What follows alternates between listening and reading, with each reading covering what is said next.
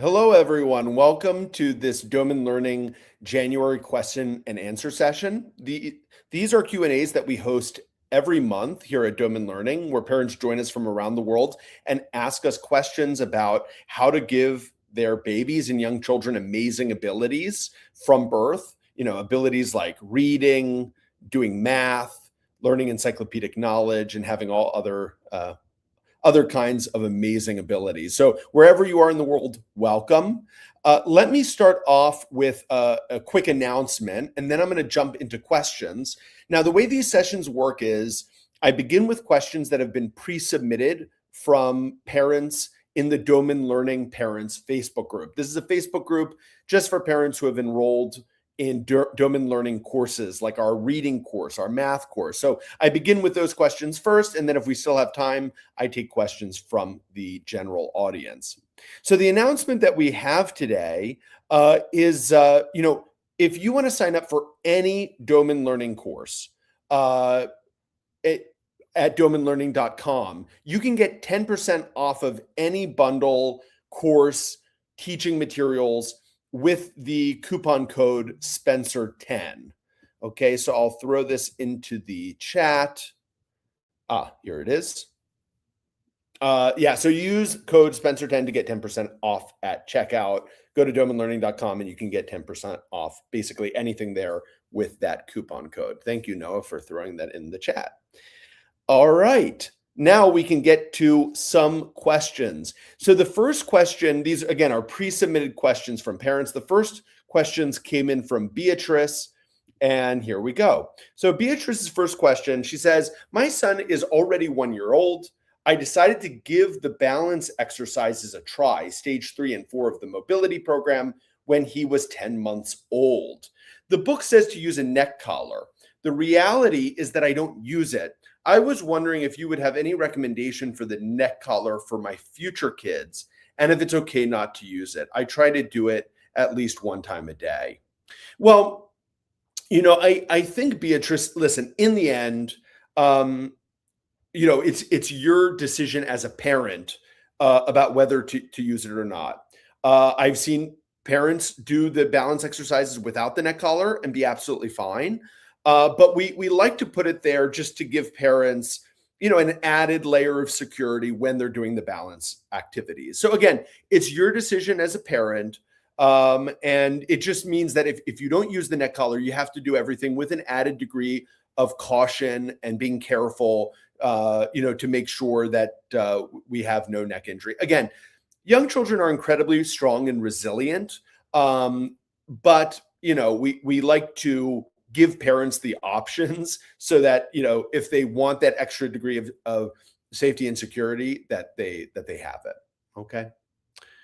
All right. Let's move on to the next question. The next question that we have here from Beatrice is, I continued showing the Doman cards that I have. However, now, since the last 3 weeks, he doesn't like them that much anymore. In other words, he is so amazed with his environment that when I show them, his interest is elsewhere. What amuses him is grabbing them, and he crawls to fetch them versus seeing them. Okay, this does happen sometimes, Beatrice. A child will reach a certain age where now they want to grab everything, right? And usually it happens around 1 year of age. It's kind of a bit of a control thing. They're like, oh, I like those so much, I want to hold on to them. And this can be a phase, but it doesn't usually last a very long time. So I want to let you know you're probably absolutely fine, okay? What I will say is, these teaching materials, really, we need to teach children that they're tools, they're not toys. And so we don't want to just hand them over to the child, as you probably know, because then they start to treat the materials like toys. And then when you try to teach them, they're not as focused. Okay, so just a few thoughts. First of all, sometimes it's really good at this age to decrease the sessions in terms of the number of cards you do. I've seen even some parents between that 12 and 18-month-old time period just show one card at a time. They'll literally walk up to their child and be like, golden retriever, show the picture and walk away. Because sometimes it's better to change the dynamics of the teaching program where the child's like, whoa, whoa, whoa, why did you just show me one picture? Like show me more, show me more. It's better to leave your child always wanting more. Remember, one of the most important parts of Doman method teaching is to always stop before your child wants to stop, right? So if your child can tolerate 5 cards, show 3. If your child can tolerate 3 cards, show 1.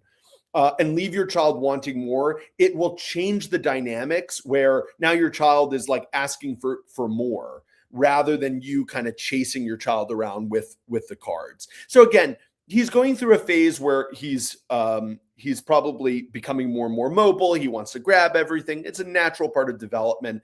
Kids usually at this time, if you think about it, Mother Nature has made it a part of child development when children start to walk.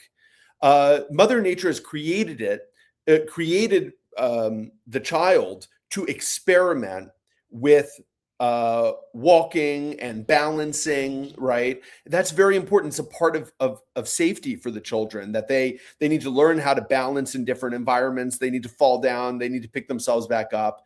And so Mother Nature has put that into our brain development to want to move during that age. And during that time period, it's necessary to do often less of the cognitive parts of the program and more of the physical parts of the program. So you may want to follow the recommendations in Fit Baby, Smart Baby, Your Baby, the book by Douglas Doman, on what to do for the physical program. And for right now, just reduce the length of the sessions to 3 cards, something like that. And I think you'll start to see your child's interest change. Okay. Now it's time for the next question. No, unfortunately, I can't see where the next question begins. So I'll just read the question out loud. Okay, so Beatrice's last question is, my son still doesn't walk on his own. He asks for my hand. He's capable of pushing himself up and he cruises. By the way, everyone, cruising is when a child walks and holds on to an object. He received a push toy as a birthday present. The book, How Smart Is Your Baby, doesn't mention anything about push toys, but explains that the more you help your baby to stand up or to walk on his own, the less you help him to master his own balance. Yeah, so my short answer here is that I would not recommend push toys, right? Because the more a child is using something for support, a push toy, holding on to parent's hand, we are denying the brain the challenge and the opportunity it needs to learn how to balance. So now, I'm not saying that a push toy is terrible. You have to bring it out to the dumpster today and throw it in the trash. I'm not saying that. But what I'm saying is you want to give your child maximum opportunity right now to creep on his hands and knees and walk independently, cruise, walk. Okay. That's the best thing for him to be doing, rather than being in something like a walker or using a push toy. All right. Next question that came in from Allison. And Allison has some questions about the reading part of the program, or I'm sorry, the math part of the program. Unfortunately, no, again, I'm not seeing the questions appearing here. So Allison asks, my 2-year-old is not at all interested in doing math with the poker chips. He was only interested a couple of times, and now there's no interest. I was showing him 0 to 5. We never got beyond that before he completely lost interest. He is definitely not interested in telling me the number of poker chips, so we didn't get past that part. I'm not sure what I should do. Maybe the best thing is to forget about it. What would you suggest? Okay, so Allison, you're right that we use poker chips with children who are 2.5 years and up. So I'm going to assume your 2-year-old is above 2.5 years of age. Okay. If he's not, then it might be better to follow the Module A classes in the Math Before School program, which is for children under 2.5 years. But assuming your child is above 2.5 years of age, You know, you also made a mention here, he gets confused about the number 4. My advice at this point would be to move on from the poker chips and start to teach the numerical symbols. So in the Math Before School course, you probably remember we teach the symbols, how we write the numbers from 1 up to 100.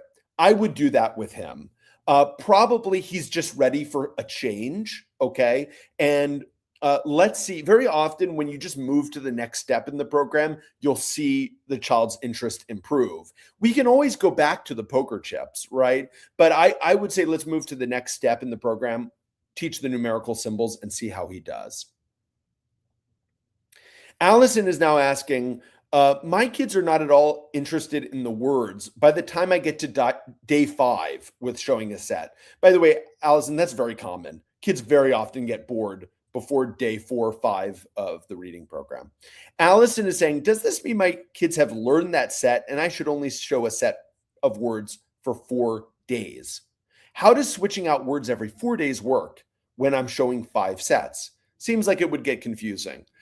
So to answer your question, yes, you should reduce it from 5 days to 4 days, okay? Because that's what your child is interested in. But this is what's going to simplify the process for you. Instead of showing 5 categories of words a day, you're going to show a category for 4 words a day, right? So let's say you're showing categories A, B, C, and D. Well, after 4 days, you're going to take out category A, the first category, and you're going to add category E, right? The 5th category. And then the next day you take out category B and you put in category F, right? So when you have only 4 categories of words, you can add a category each day, take out a category, and you'll keep 4 categories, if that makes sense.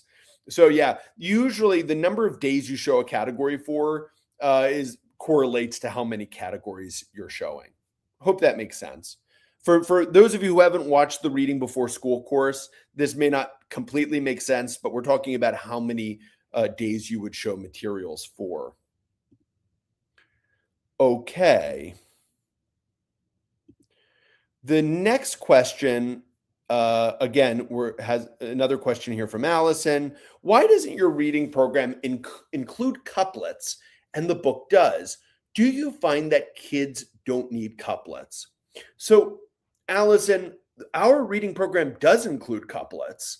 So in the Reading Before School course, we have a class where we talk about couplets.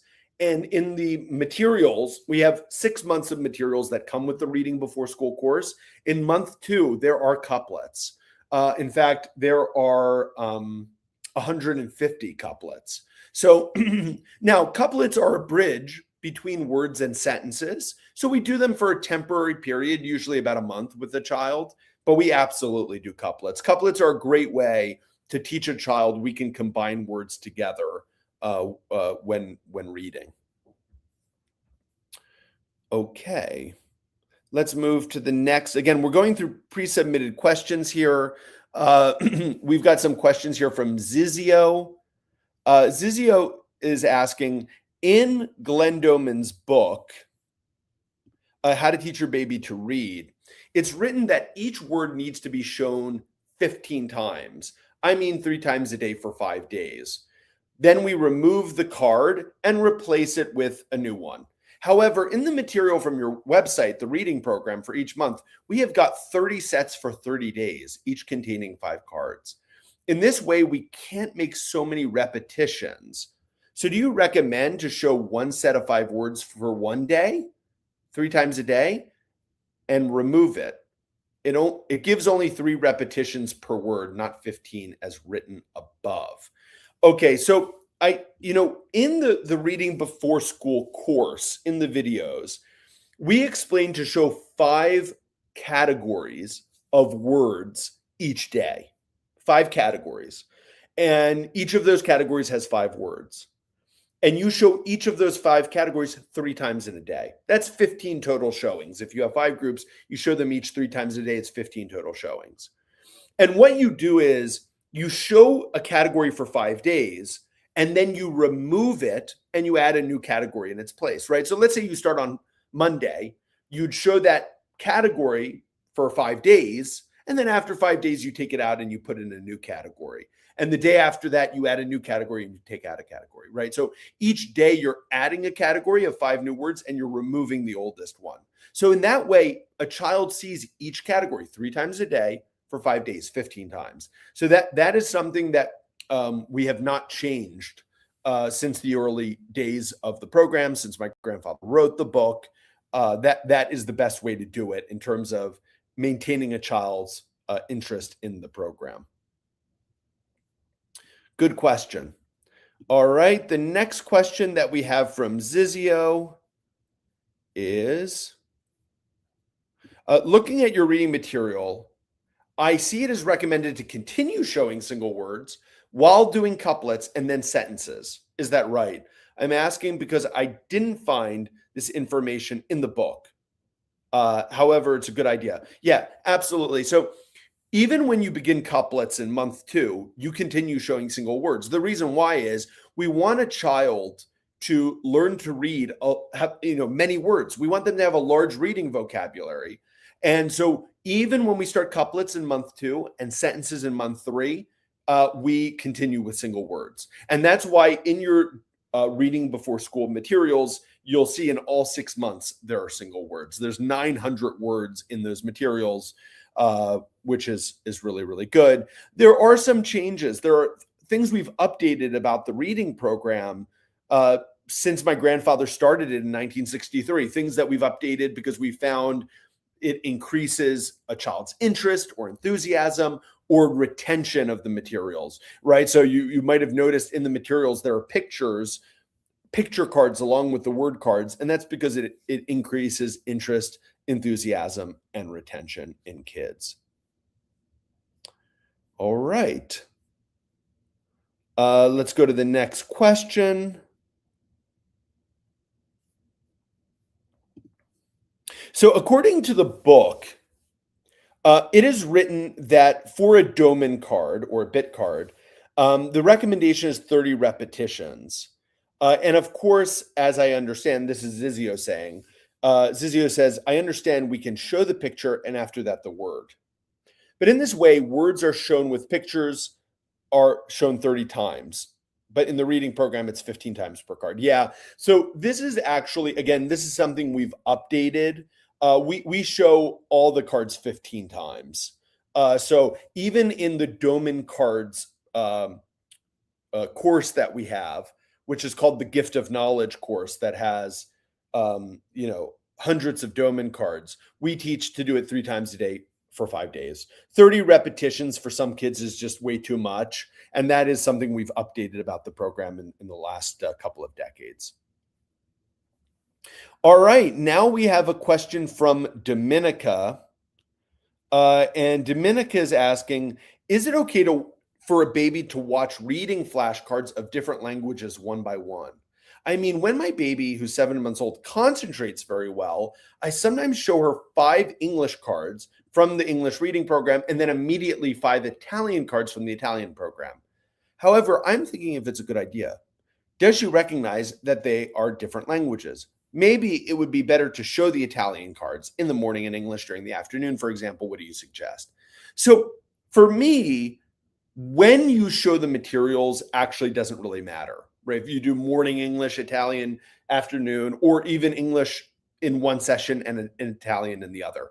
The only thing that matters to me is you should do them in separate showings, right? So if, for example, if I was doing English and Italian, I would say, okay, now we're going to do animals in English, cat, dog, bear, right? And then I would say, okay, now, and if you speak Italian, you could say it in Italian, like facciamo, and then you colori in Italiano. Let's do colors in Italian, and you would show the Italian words. You'd say giallo, verde, right, and show the words in Italian. So as long as you contextualize, this is English session, this is an Italian session.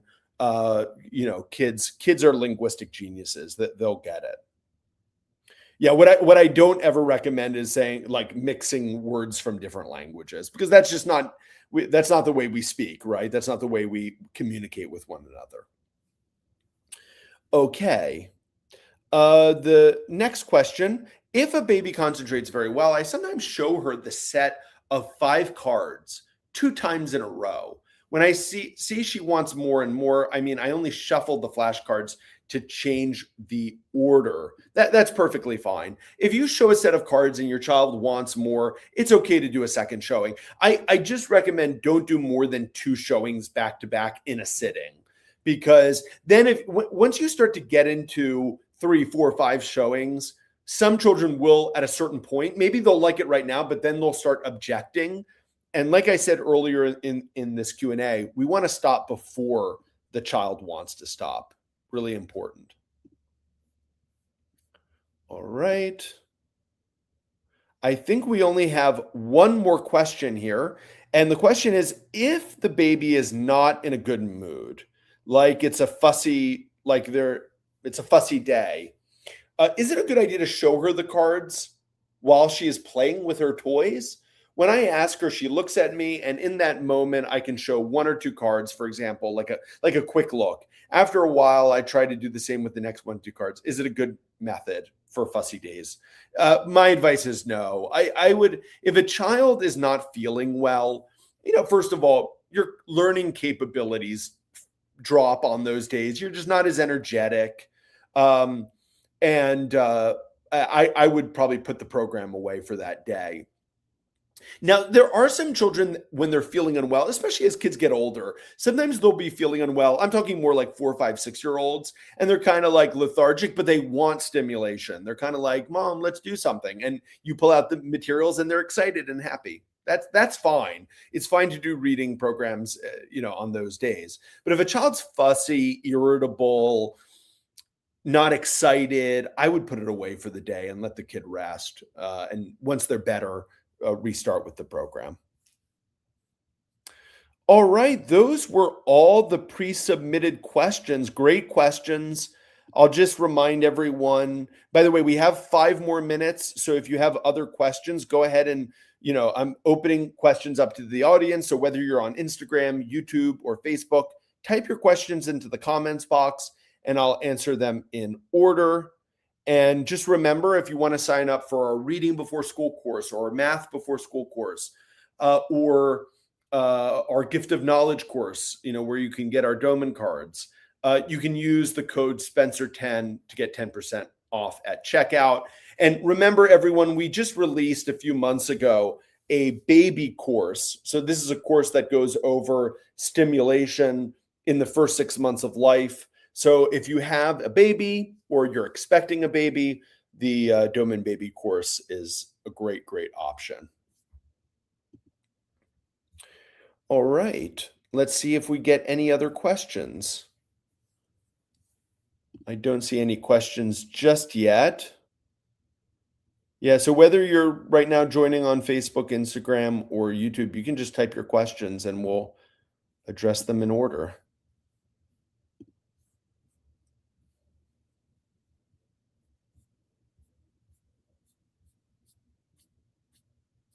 By the way, I do want to say that the pre-submitted questions we got were excellent, and it's some of the most questions we've ever received.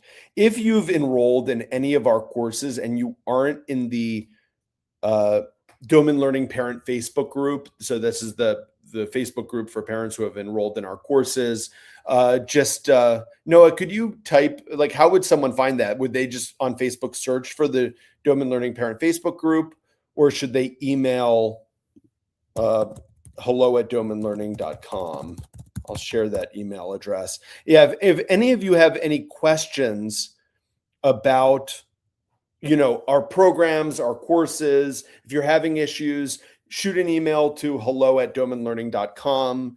My brother Noah checks that email and he can help you with any questions. Also, if you want to check out our Facebook group, facebook.com/groups/Doman Learning Parents. I'll leave it up there if you want to find it. Yeah, also there are links to this Facebook group in any of our courses. So if you've enrolled in one of our courses, the link should be in the course to join this group. If you can't find it, again, just email hello@Doman Learning and Noah can help you with this. All right. Well, I don't see any other questions. So everyone, just we'll be back here next month. We do these monthly Q&As. So you're always welcome to join and ask your questions. And if you haven't yet, check out our website, domanlearning.com. Okay, everyone, have a great rest of your month. Bye-bye.